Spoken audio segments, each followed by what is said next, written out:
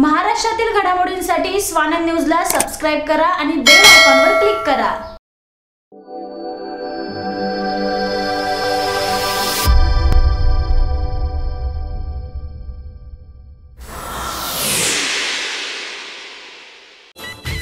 जेकॾहिं तव्हांखे पंहिंजे ॿारनि सां मैचिंग प्रोफाइल तकरा खपनि त अॼु ई कॉन्टेक्ट कयो रिश्तो.com जी टीम सां।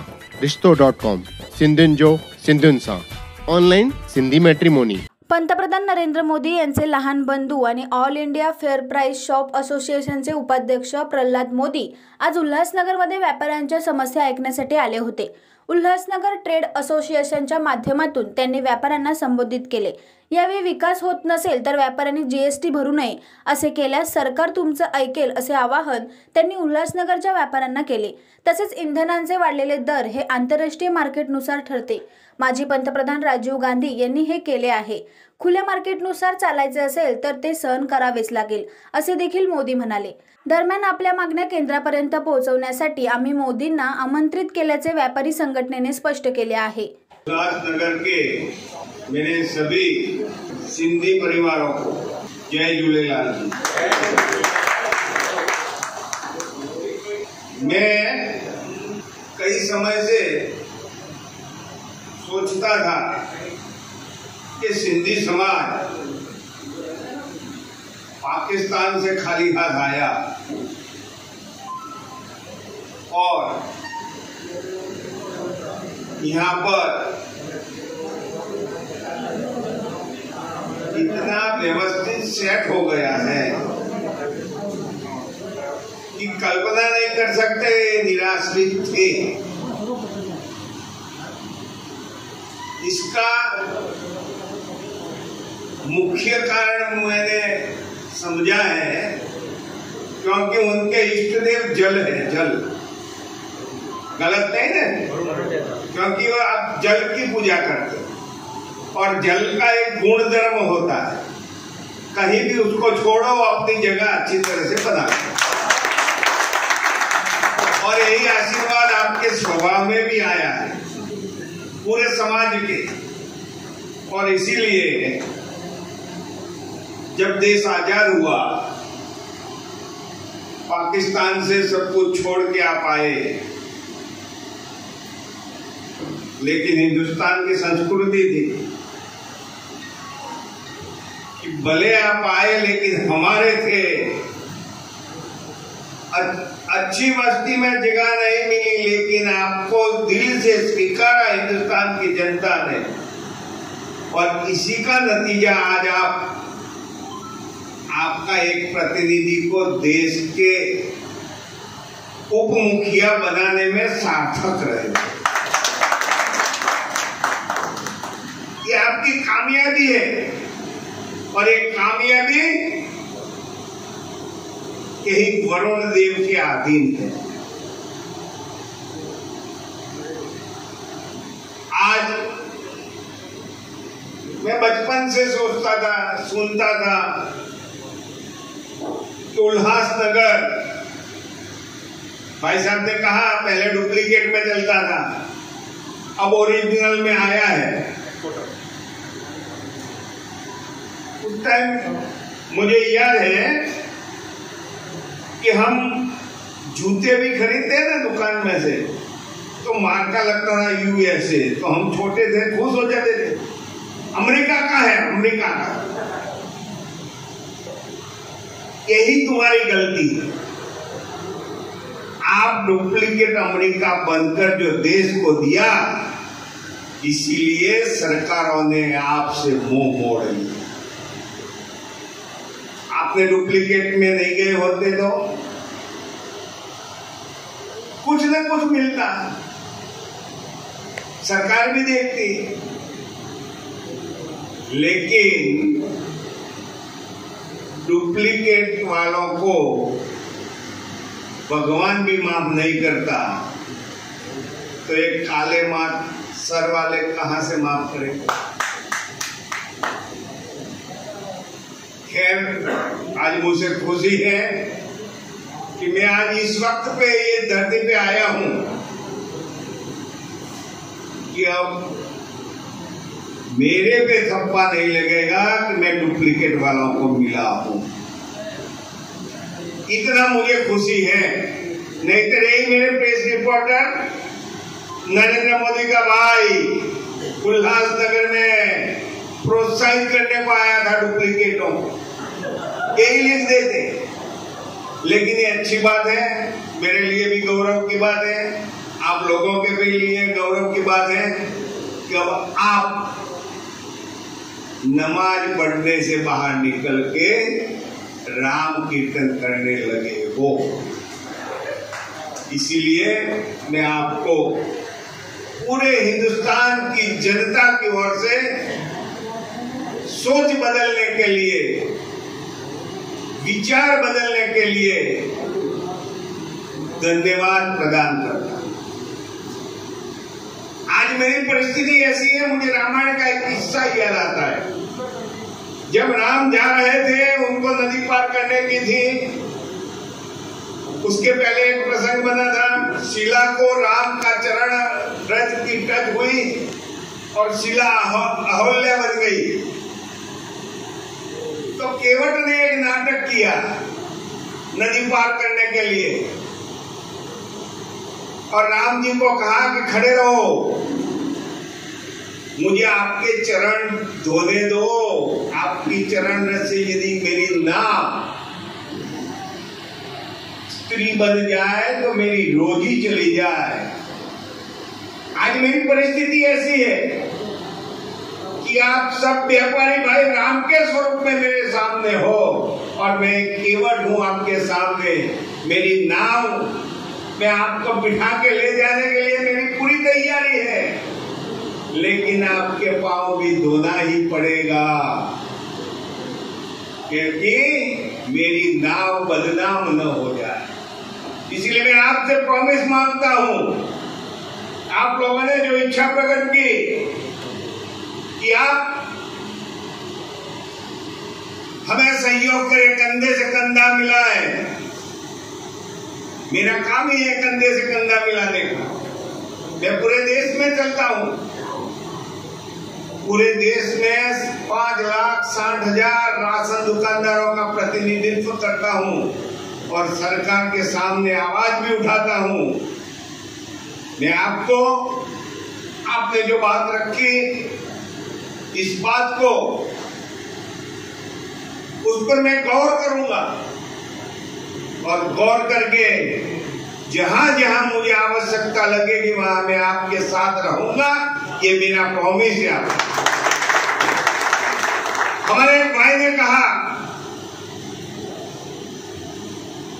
कि जिन कारोबार ठप हो चुका है, वॉशिंग वाला कोई प्रॉब्लम खड़ा किया है, मैं आपको इतना ही कहना चाहता हूं, गुजरात में केमिकल इंडस्ट्री चलती है और वो पानी, केमिकल का पानी, उसको रिसाइकलिंग करके उसको नदी में छोड़ा जाता है। क्या आप ये प्रपोजल सरकार को नहीं दे सकते, उसकी व्यवस्था नहीं कर सकते? तो आपका कारोबार अपने आप चालू हो जाएगा। रास्ता है, सिर्फ हमें नदी में छोड़ने दो। फैक्ट्री का छूटा है, फैक्ट्री का बंद करो, लेकिन हम ये करके छोड़ेंगे। सरकार के सामने बैठो, सरकार को प्रपोजल दो, पर्यावरण वाले आपके साथ बैठेंगे और आपका हल निकलेगा। हमारे यहाँ दुनिया में एच एसिड नहीं बनता है, हिंदुस्तान में एच एसिड बनता है, वो भयंकर जहरी है केमिकल। दुनिया वाले मनाही करते हैं, लेकिन हिंदुस्तान वाले बनाते हैं।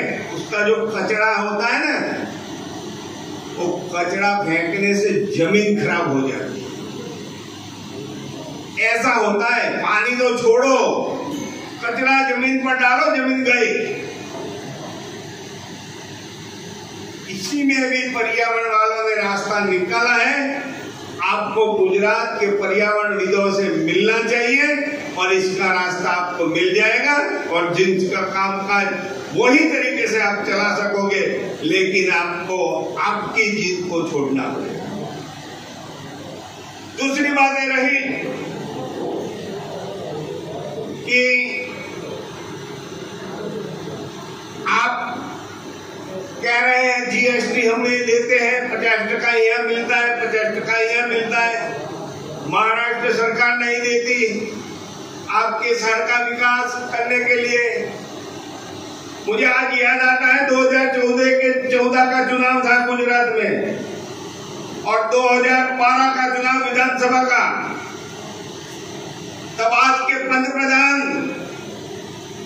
भारत सरकार में कांग्रेस चल रही थी, उनको चैलेंज किया था कि पूरे देश में सबसे ज्यादा इनकम टैक्स महाराष्ट्र के बाद गुजरात देता है। यदि गुजरात की बात नहीं सुनी जाएगी, हम इनकम टैक्स नहीं भरेंगे। मैं आप लोगों को वही जवाब देता हूं, हम जीएसटी नहीं भरेंगे, हमें हमारे जीएसटी का हफ्ता मिलना चाहिए। यहाँ का विकास के लिए महाराष्ट्र सरकार को लिख के दो, एक आंदोलन खड़ा कर दो। जब नरेंद्र भाई भारत सरकार को कह सकते थे तो हमें कहने में कोई तकलीफ नहीं, महाराष्ट्र सरकार को कीजिए। दूसरी बात है, आपके कल्याण के साथ आप जुड़े हुए हो।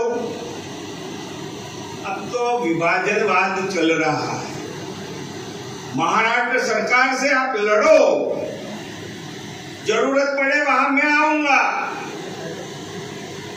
हमें भी उल्लासनगर की नगर पालिका अलग घोषित करवाएं, आपके प्रश्न सब सोल्व हो जाएंगे। फिर आप वहीवट करो, फिर आपके मुकदमे चलेंगे। आप ये मांग सकते हो। जब आबादी बढ़ी है आपकी, तो आबादी के तौर पर जाइए। तीसरी बात यह है कि यहाँ के कॉर्पोरेटरों को वार्षिक फंड मिलता है यूज करने के लिए। यहाँ के विधानसभा के सदस्यों को वार्षिक फंड मिलता है यूज करने के लिए। तो आपका कॉर्पोरेटर यहाँ से होगा कि नहीं? 78 यहाँ से है। कितने पैसे मिलते हैं? हाँ, लेकिन कितने पैसे एक कॉर्पोरेटर को मिलते हैं? नहीं, घोषित क्या हुआ है? 12 लाख 78 इठोते 78 को 12 लाख से भी दो, कितने रुपये हुए? अरे आपके रोड इंफ्रास्ट्रक्चर सोने का बन जाए, सोने का। आप क्यों सोते हो? ये तो मांगने का हक आपको भी है। जो टैक्स देता है यहाँ पर वो जवाब मांग सकता है कॉर्पोरेटर का। 12 लाख रुपया कहां खर्च होता है हर साल? 5 साल का 60 लाख हुआ, 60 लाख। और 78 कितने रुपया है तुम्हारे शहर में? कहां खर्च होता है? 1-1 फुट के गड्ढे हैं। इंफ्रास्ट्रक्चर तुम्हारा देखो। ये कमी सरकार की नहीं है, ये कमी तुम्हारे नगर सेवकों की है। इसका जवाब मांगो।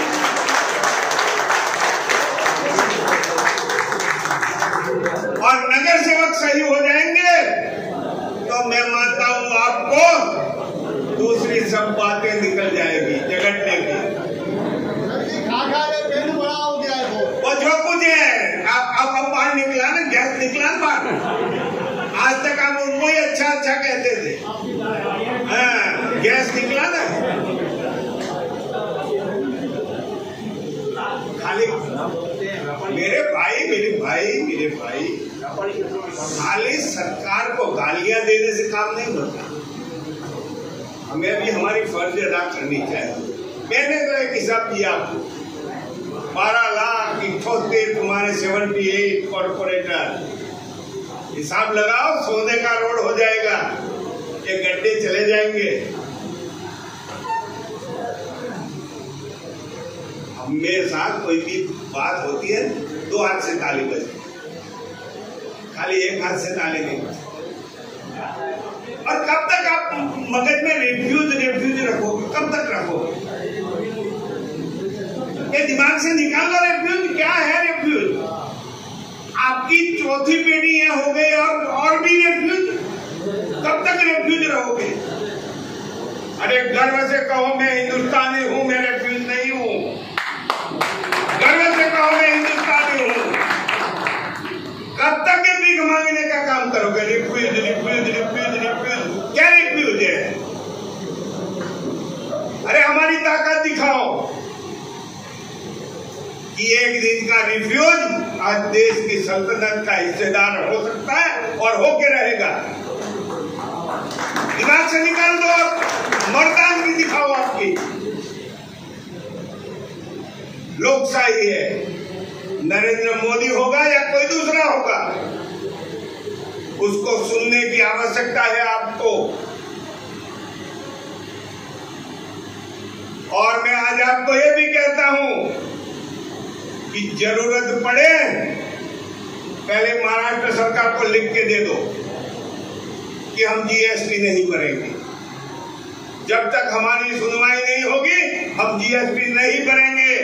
सामूहिक रूप से कोई पगचमकी करने वाला नहीं होना चाहिए, नहीं तो शिवसैनिकों की पगचमकी चल रही। उद्धव बोलता है चलो हाँ, ये नहीं होना चाहिए। उद्धव भी आएगा, नरेंद्र मोदी भी आपके पास आएगा। हम लोकशाही में बैठे, हम कोई गुलामी में नहीं बैठे। आपके जितने भी सवाल हैं, हमारे भाई साहब ने कहा था एकजुट होना चाहिए। कहा है, हम पढ़ते थे छोटे थे तब, पंच की लकड़ी एक का बोझ, पंच की लकड़ी एक का बोझ। ताकत है किसी माई के लाल की तुम्हारे सामने हो, आंख उठा के देखे। पहले फर्ज अदा करो, फिर अधिकार की मांग करो। और मैंने बोला था भाई साहब को, आप कितना जीएसटी देते हो, कितना सीएसटी देते हो, कितना इनकम टैक्स यहाँ से जाता है, उसका हिसाब लगाओ और लिख के दे दो सरकार को। जरूरत पड़े तब प्रहलाद मोदी को बुलाना, प्रहलाद मोदी अवश्य आएगा।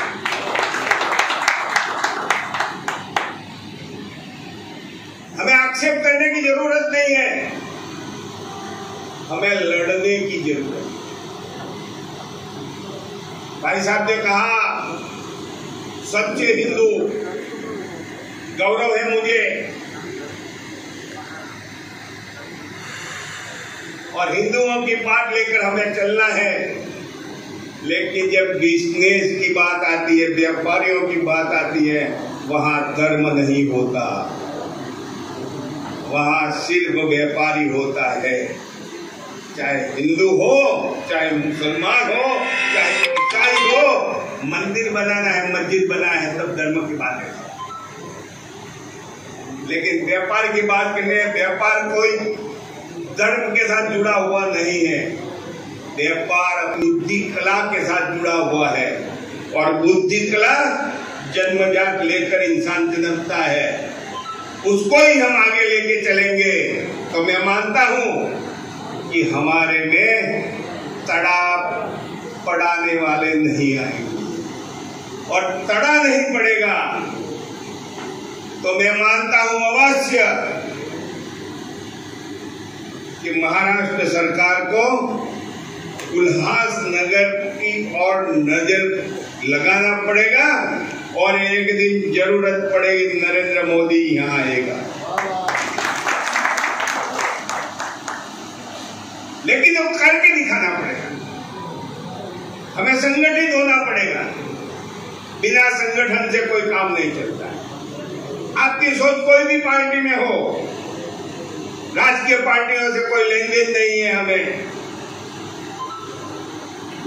लेकिन हमारी संगठनात्मक बात एक ही है, व्यापार व्यापार व्यापार।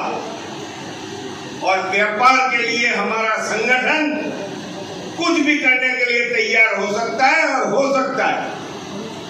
अभी कहा गया कि बाजू के शहर में दुकानें लंबे टाइम तक खुलती थी, यहाँ के नहीं खुलती थी। अरे भाई, ये काम आपको पता नहीं है? आपका पुलिस ऑफिसर क्या करता है? पुलिस ऑफिसर रिपोर्ट करता है, कलेक्टर को पूछो आपने क्यों पहला नींव का पत्थर नहीं देखा? सीढ़ी का पहला स्टेप तो देखो, आज तक देखा क्यों तुमने? रिपोर्ट करवाया पुलिस ऑफिसर से? यहाँ का एसपी होगा, कमिश्नर होगा, जो कोई होगा पुलिस ऑफिसर, उनसे कलेक्टर को रिपोर्ट करवाया? ये होम डिपार्टमेंट वाला का काम है। आपने आज तक सोचा? पुलिस ऑफिसर का रिपोर्ट कलेक्टर को पढ़ना ही पड़ेगा और आगे हो सकता है काम। क्यों नहीं किया हमने? हमारे पत्रकार बंधुओं ने भी नहीं किया है। किया है? किया हम तो बताएं। कभी लिखा है कि यहाँ के पुलिस ऑफिसर नर्वस है, काम नहीं करते, कुछ लिखा है? उनका रिपोर्ट जाता है। हेल्थ ऑफिसर जो है यहाँ का, सिविल सर्जन जो है, उसका रिपोर्ट जाता है। वो सब बताते हैं कि यहाँ पर केस कम है, यहाँ पर ये है, परिस्थिति है, ये देना चाहिए।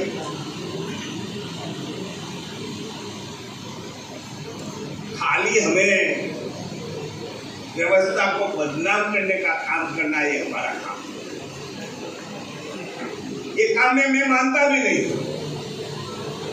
हमें करना है तो सच्चा काम करना है और करके दिखाना है।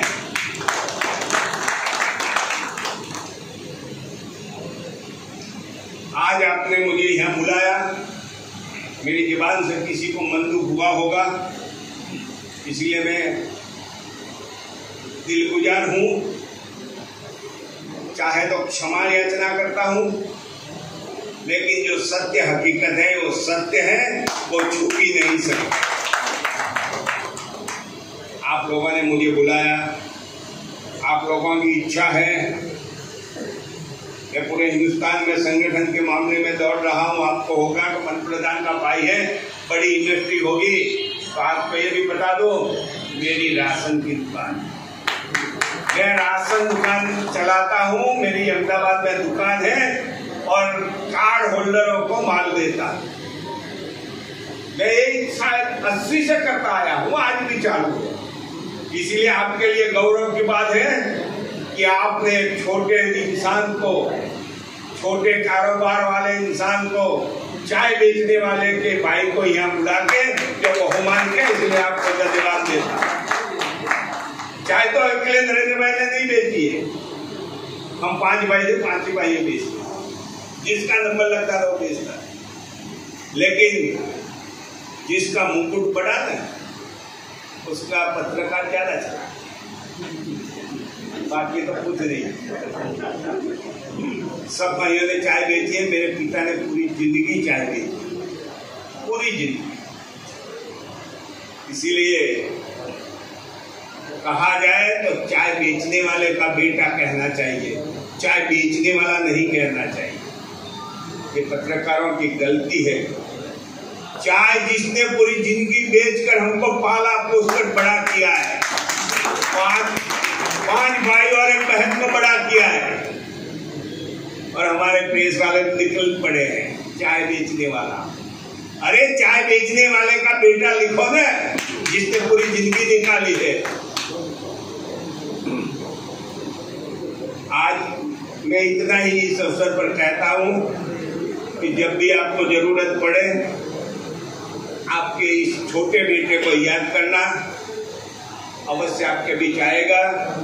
चाहे सरकार के सामने हमें लड़ना पड़ेगा, लेकिन सच्ची बात को लिए लड़ना पड़ेगा, तो मैं मानता हूँ कि हमारी जीत अवश्य होगी।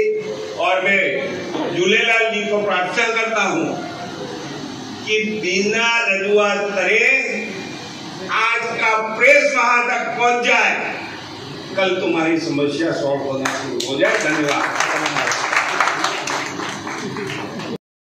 कभी समाधान का रास्ता पहले से तय नहीं होता।